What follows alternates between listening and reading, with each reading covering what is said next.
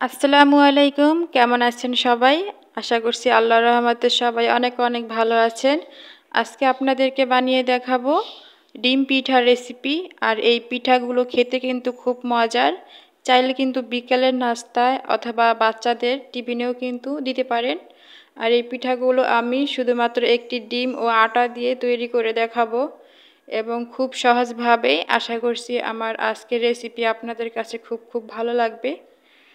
তো আর কোনো কথা নয়, চলে যাচ্ছি মূল রেসিপিতে।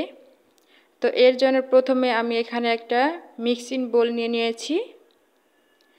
এখন এর মধ্যে একটা ডিম ভেঙে দিয়ে দিচ্ছি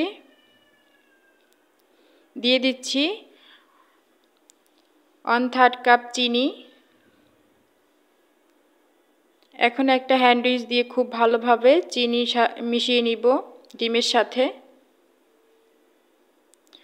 আর এটা খুব ভালোভাবে মিশিয়ে নিতে হবে চিনিটা গলে না যাওয়া পর্যন্ত।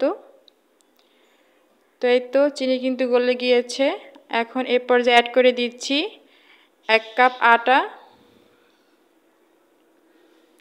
দিয়ে দিচ্ছি স্বাদ অনুযায়ী লবণ। এখন হাত দিয়ে খুব ভালোভাবে মেখে একটা ডো তৈরি করে নিব। আর এখানে কিন্তু আমি কোনো পানি অ্যাড করিনি।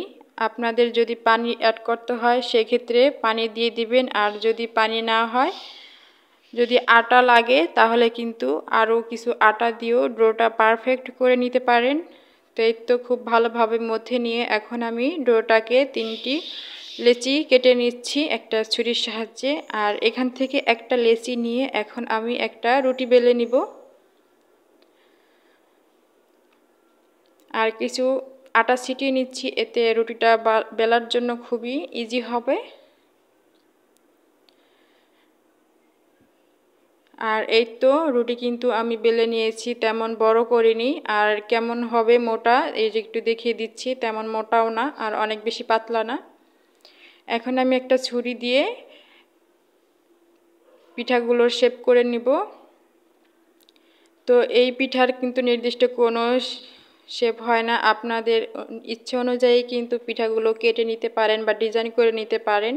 তো আমি একদম সহজভাবেই একটা ছুরি দিয়ে এই যে পিঠার ডিজাইন করে নিচ্ছি।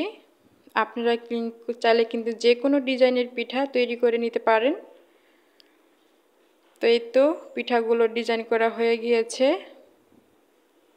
তো এভাবে কিন্তু সবগুলো পিঠা বানিয়ে নিব এবং এখন চলে যাচ্ছি ভাজার জন্য। তো এখানে যে তেলের মধ্যে একটা একটা করে পিঠা ছেড়ে দিচ্ছি। পিঠাগুলো কিন্তু ফুলে একদম ডাবল হয়ে গিয়েছে, দেখেই বুঝতে পারছিলেন। আর এভাবে উল্টিয়ে পাল্টিয়ে এপাশ ওপাশ করে খুব সুন্দর করে ভেজে নিয়েছি। এখন তেলে থেকে তুলে নিব একটা ছাঁকনি দিয়ে। আর সেম প্রসেসেই কিন্তু আমি সবগুলো পিঠা এই যে একে একে ভেজে নিব।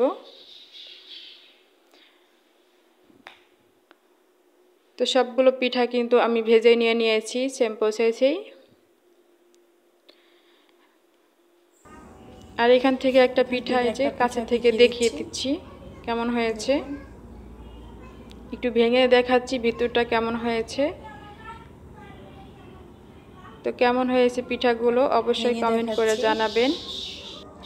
খুব সহজভাবেই কিন্তু শেয়ার করার চেষ্টা করেছি, এর চেয়ে সহজভাবে আর কোনো ডিম পিঠা তৈরি করা যায় না আমার মনে হয়। তো সবাই অনেক বেশি ভালো থাকবেন, সুস্থ থাকবেন। আজকের মতো এই পর্যন্তই। আল্লাহ হাফিজ।